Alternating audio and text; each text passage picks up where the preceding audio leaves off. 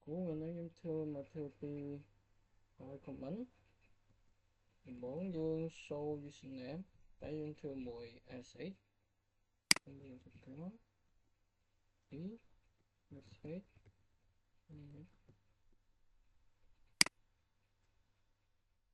rồi cơ phí chốt mà rồi hồng vẫy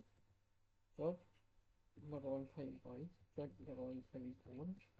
chốt thầy phí chốt phối phí 7 buồn tôi số chỉ đó là phí WHO số số W A O E Mỹ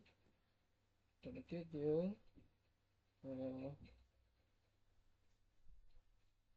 molecule ối lý and take 39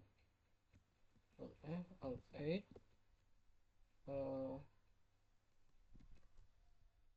hết 3 lãng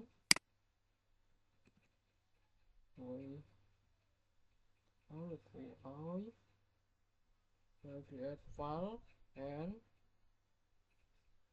take 39 to show internal nên create file muốn thoát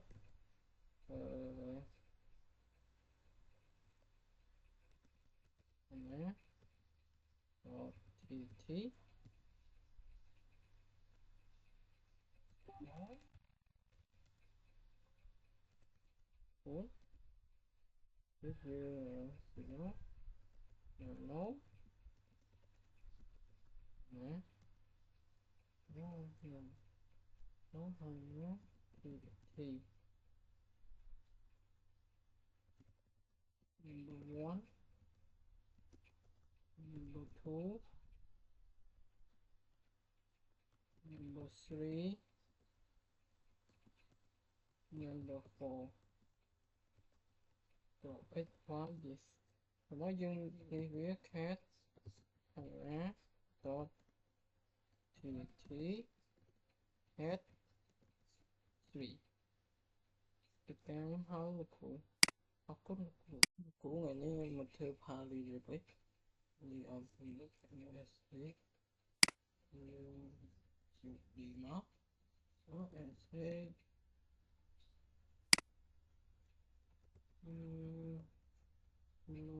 rồi cài kế cho bởi cho mà rồi thành bởi chuyện mà rồi thành cuốn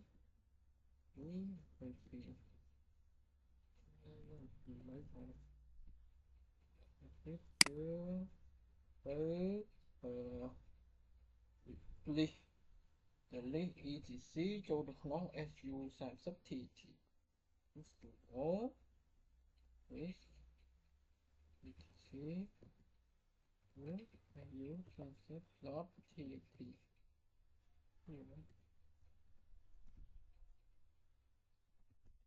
hết su sản xuất thì có một tiết chứa nó tự nhiên liệt về đó nó phải s etc sản xuất thì nói dưỡng hết bị là viết những cái này vào viết vào thấy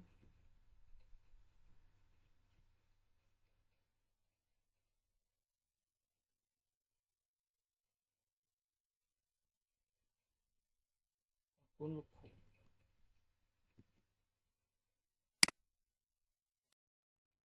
số lục của nhưng mà thư SA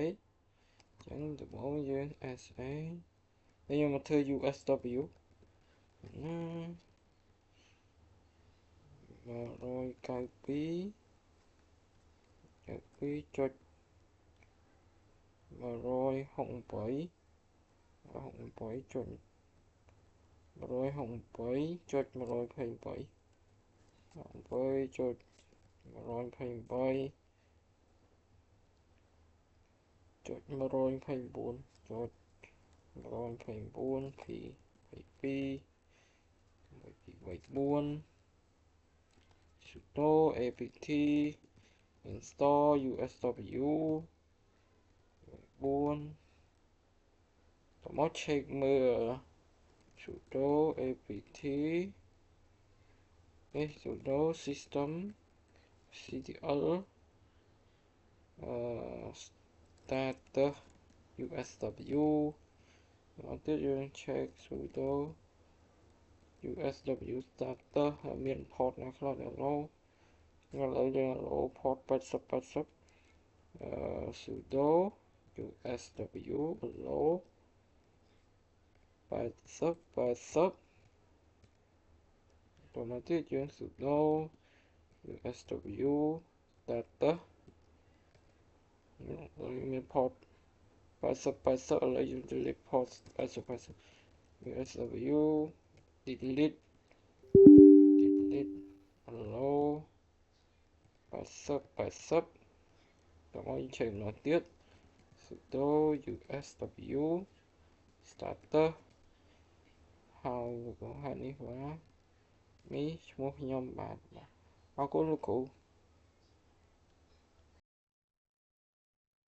ឡូវនេះខ្ញុំធ្វើ page និង package អញ្ចឹងយើងចូល SA Pana Gmail 192.168.128.129 Hot 22 1234ទៅបន្តទៀតយើងដំបូងនេះយើង UMI ស្មើទៅមកទៀតPWD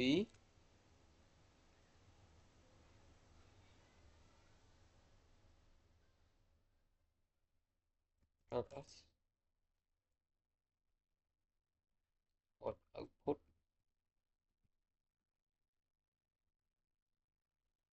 nó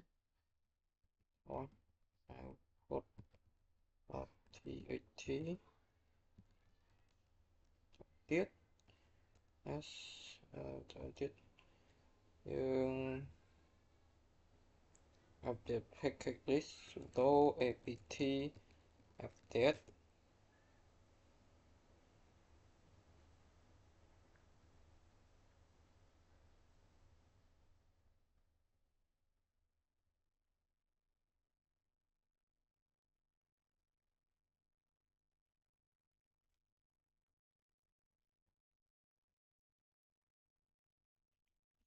sudo apt upgrade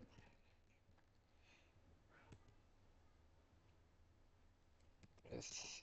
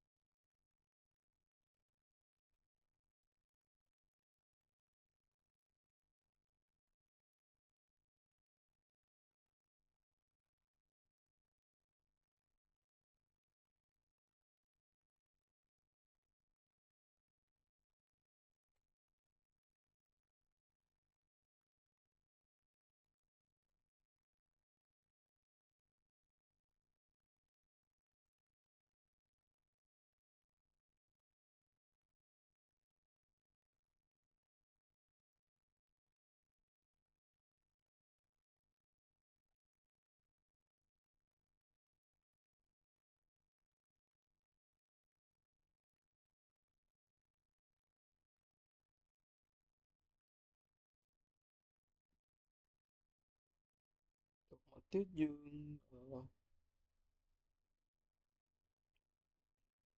tiếp dương là anh chị ơi x sudo apt install ngix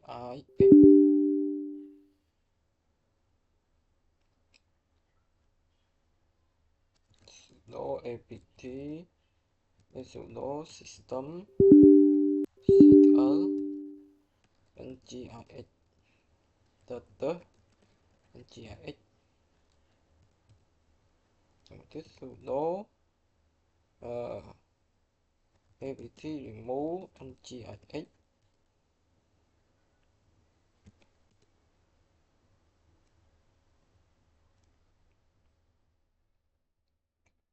tiếp dương display list file ls có như lsជាមួយនឹង grep txt txt tiếp ls xau xau sau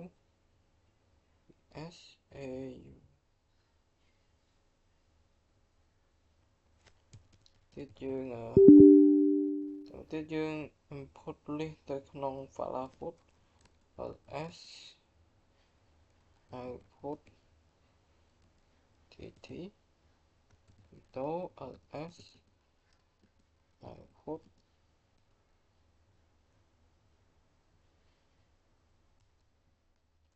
ls ls ls.l8 to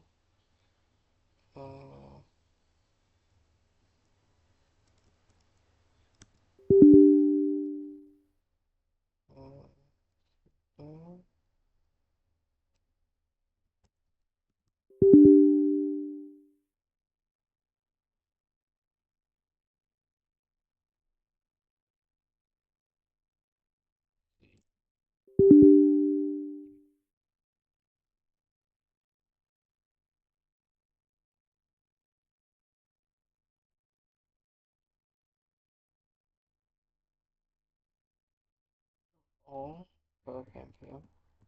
output ls.l8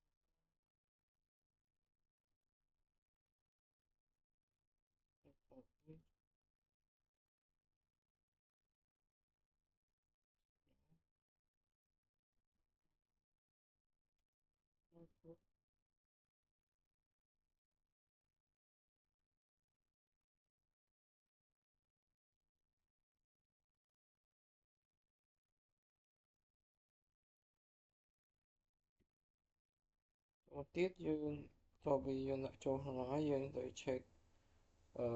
vâng vậy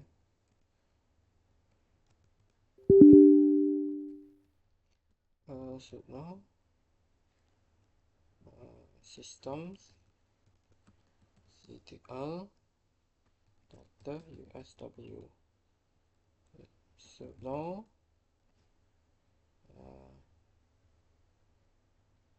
usw enable tiểu tiết logo sự đó usw allow yeah passive đó usw starter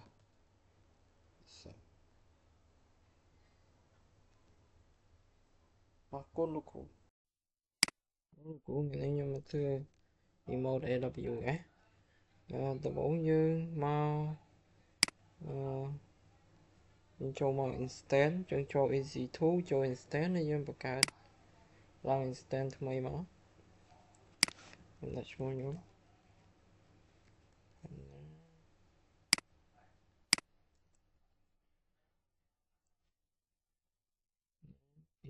easy ខ្ញុំវាទៅខ្ញុំយក Ubuntu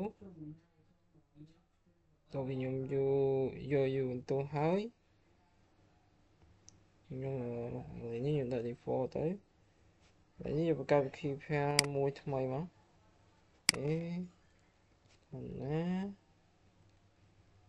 remote ec2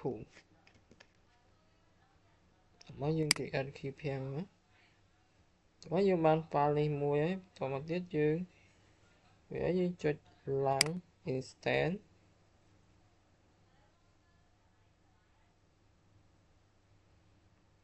តមកទៀតយើងទៅមើល instant របស់យើងដែលបង្កើតហើយនេះ instant របស់ខ្ញុំវាកំពុង running ហើយយើងអញ្ចឹងយើងចុច instant id មក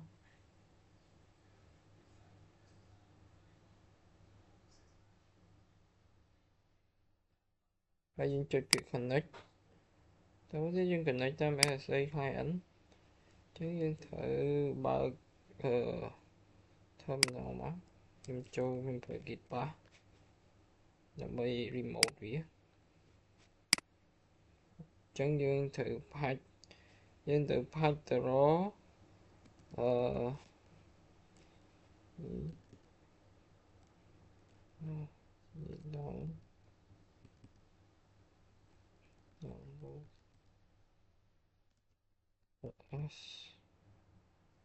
oh my god cd តោះយើង copy អានេះដើម្បីវា run មកផាសនេះ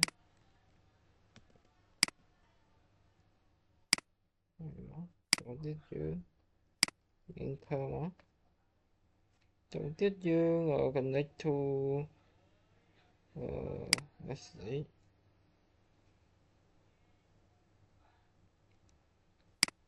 យើង connect មក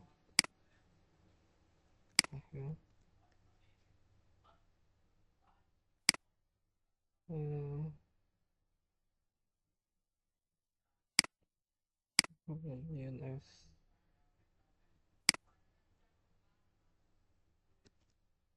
យើងផាសនេះចូលyes ទៅយើងធ្វើតាម logo អ្វីដែលយើង OMI ទៀត host name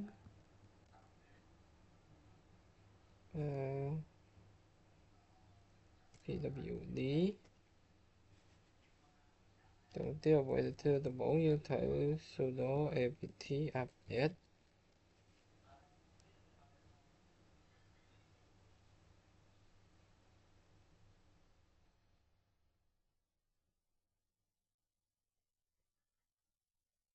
ទៀតយើង sudo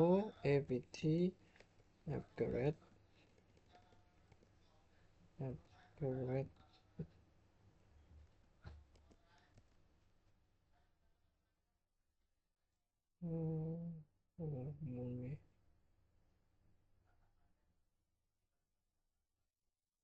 yes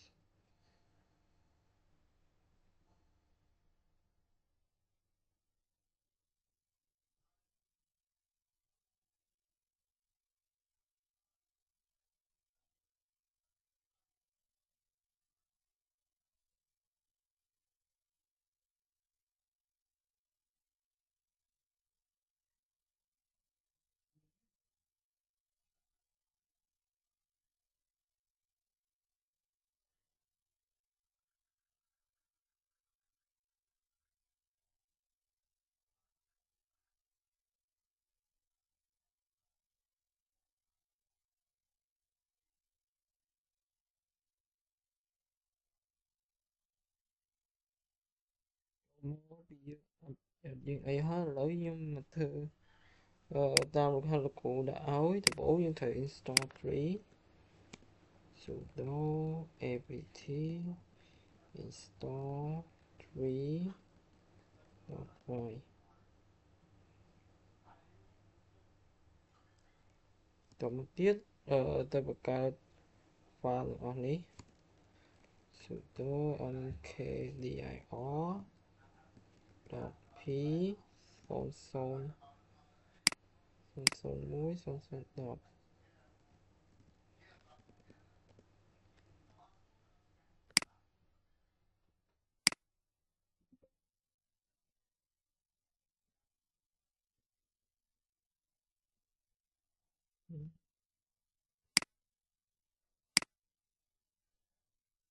bây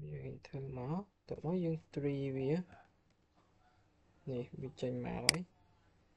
tụi một tiết trên tôi bật cao tờ thịt muối trắng nano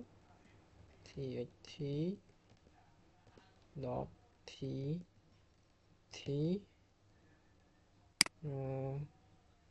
Ctech execute execute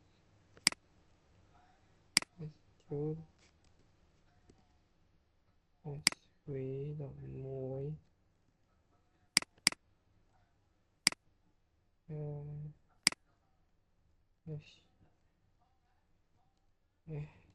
su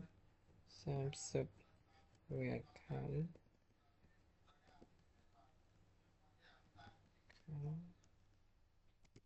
tiết am level note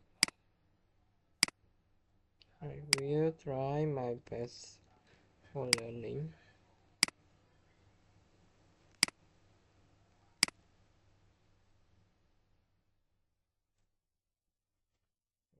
Ctrl X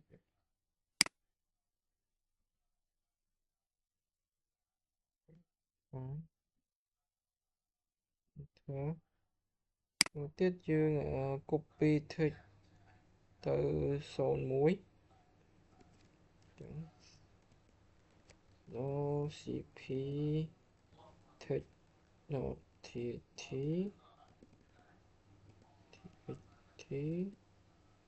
son son muối tiết dương vì thịt hái dương 3 nữa 3 viết này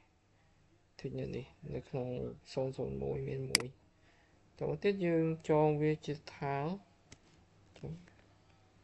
tháo cv cvs s sv một muối chốt một bí dot thả son son muối tôi dân thái với anh tha với anh tha với thả dot exit vs sv một muối cho một muối cho được bí thả dot gz dot hvs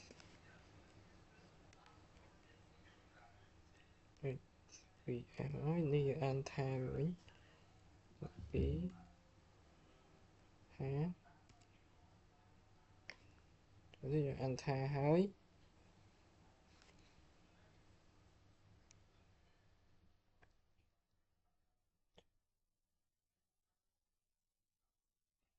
tức duyên vô thả rồi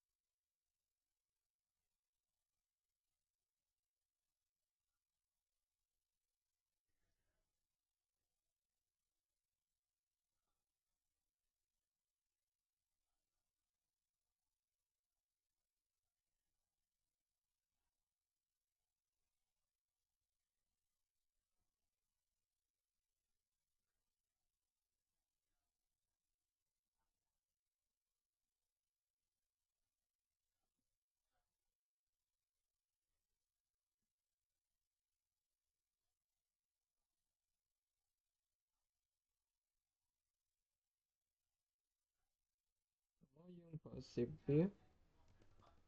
sudo apt install zip.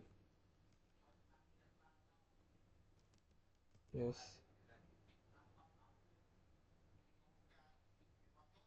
sudo apt install and zip. Chọn một tiết chương zip zip dot nó sv mũi chốt lập ý dot zip son mũi được thay ấy tổ mới tiết được ăn zip mũi zip dot nó sv mũi zip zip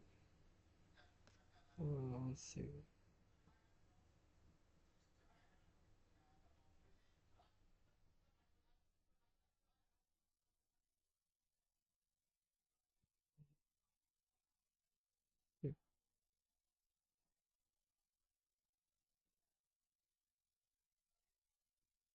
zip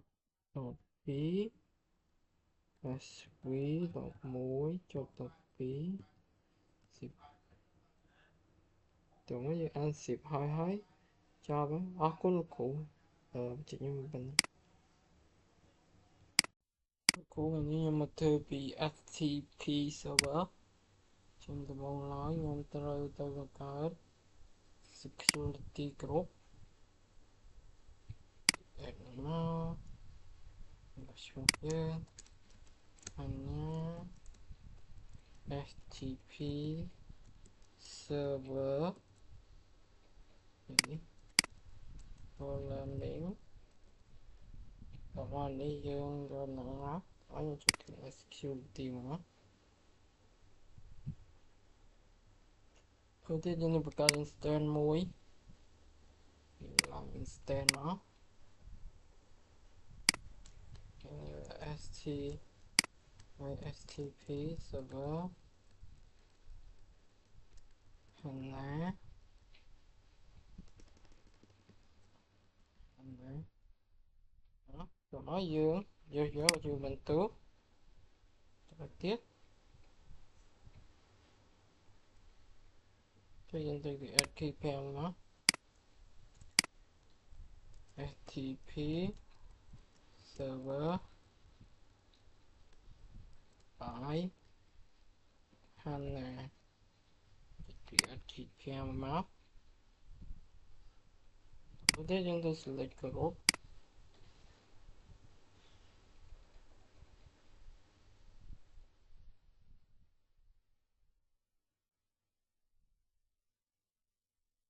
vô bằng đi map tại thế dương đồ nữa thật nào để mà thấy thế dân lăng stand map thế dân cho stand dân cho từ lửa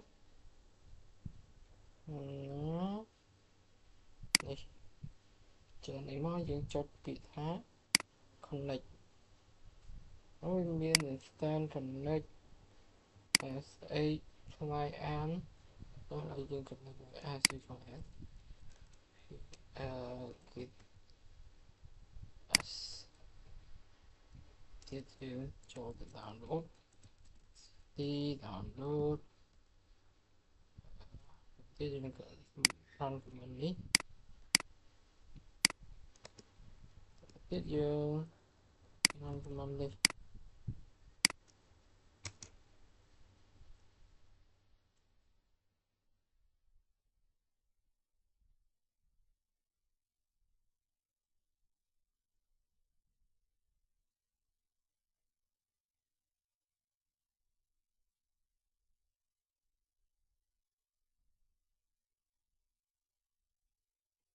hai giờ cho cái lợi dụng tới còn thực viết trong cho VCC với bên cho security group mình do cho chữ bấm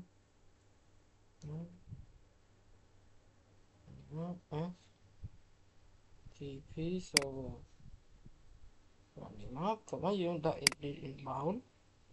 Bây giờ add rule nó. Giờ ní your CTP. Ní anywhere.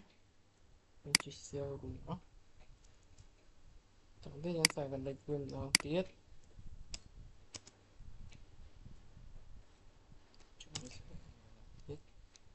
Có như vậy hả? Hello, you run who am I? Who am I? Rồi bị run who am I nhưng PWD. Tổ tiết chuyên run ở sudo apt update.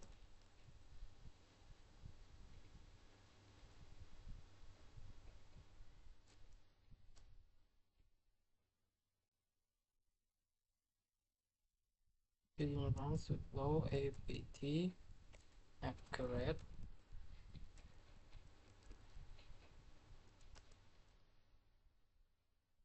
Yes.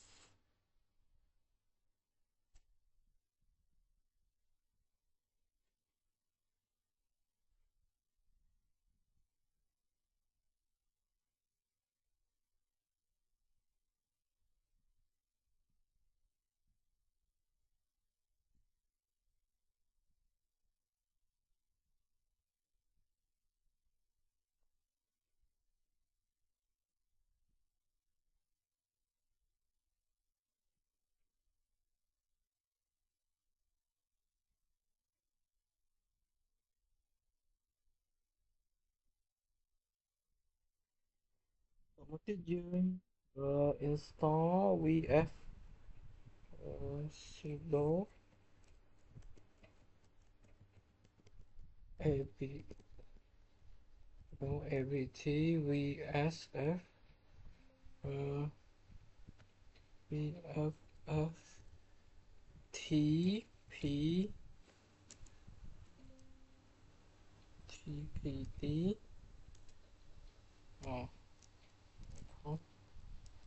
install vf fpd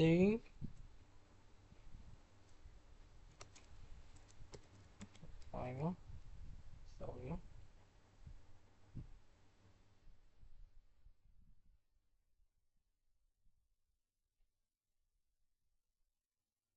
cái máu dương cd etc etc tổng tiết dương liệt viết lf .lh grep vf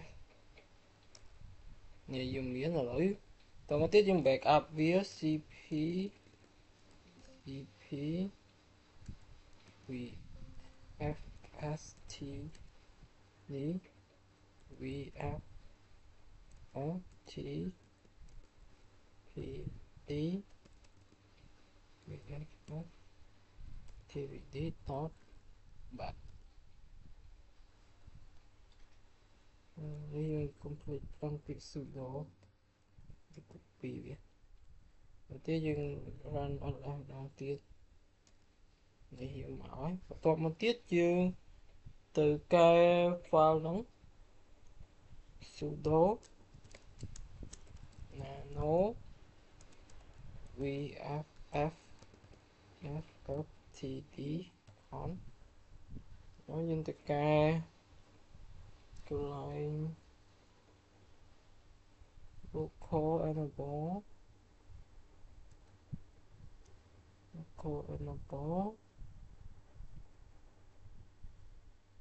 yes đầu tiên y enable những ăn command này muối đầu tiên ăn command zero local tiết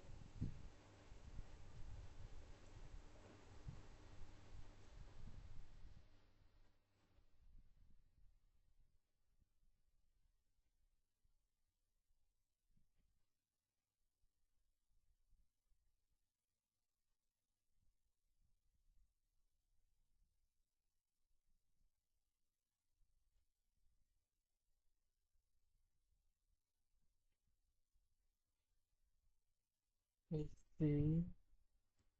ch root local user អាន comment មួយទៀតតមកយើង add comment ថ្មីមួយពាក្យថា hello hello right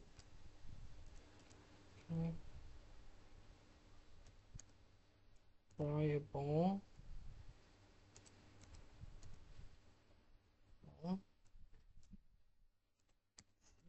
root đó yes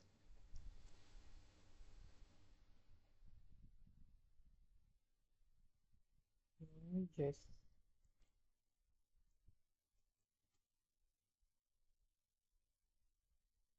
còn một tiết dương chỉ được có em có ok đó mới vừa add comment mấy một tiết thì asv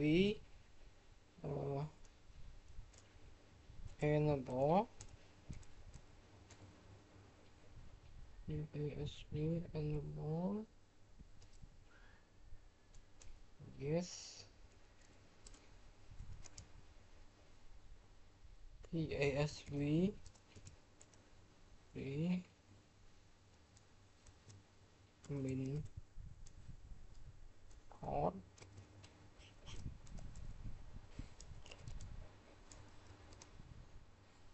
mình hot smart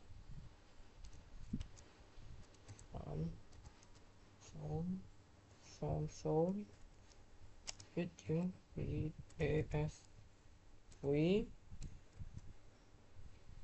make hot smart còn số còn một tiết chương SEO viết yes có cái liên run sudo system restart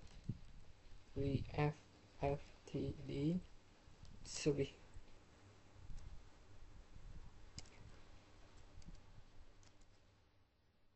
tiếp dưới sudo system ctr starter vsstpd đó chưa bởi vì như nói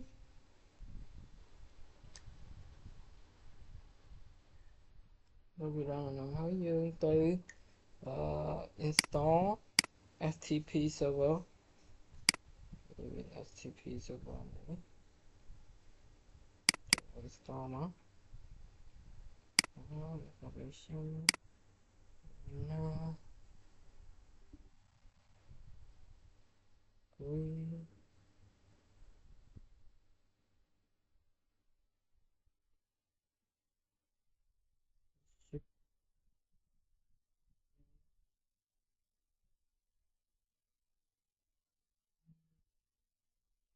ship rồi nó bao giờ start run luôn á cái chọn một tiết dương add thêm môi new site stp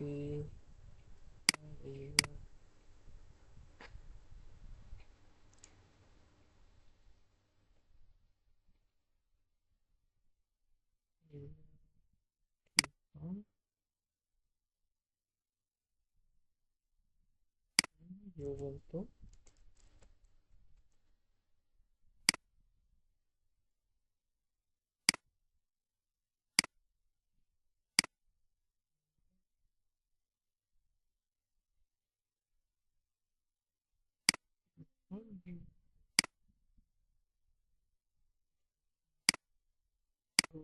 lấy dương vô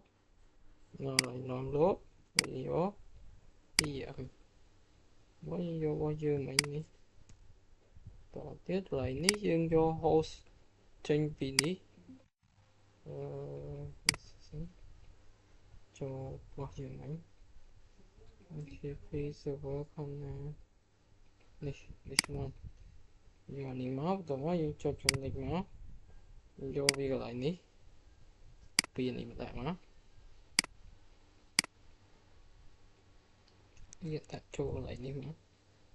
tiết dưới chốt con này sao password ok nè lấy vô một đòn này hãy lấy vô một cái folder thứ mấy add new directory stp client ok nó tụi nó vô refresh nó đầu tiên dương cho được kịch bảo dương vĩnh dương cd ls này dương khinh file vì ấy folder để dương vật card nữa tụi nó dương từ vật card cd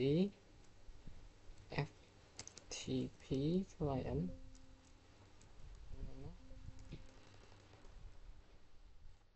card hỏi ấy tụi nó dưới chỗ stp nó là dương card và múa torch client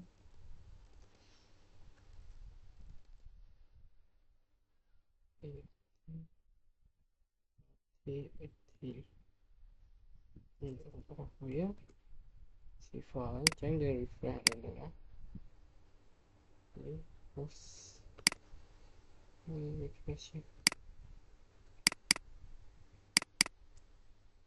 giờขึ้นทีไฟล์ยังไงโค้ดโลโก้ไปต่อยังไม่ปัน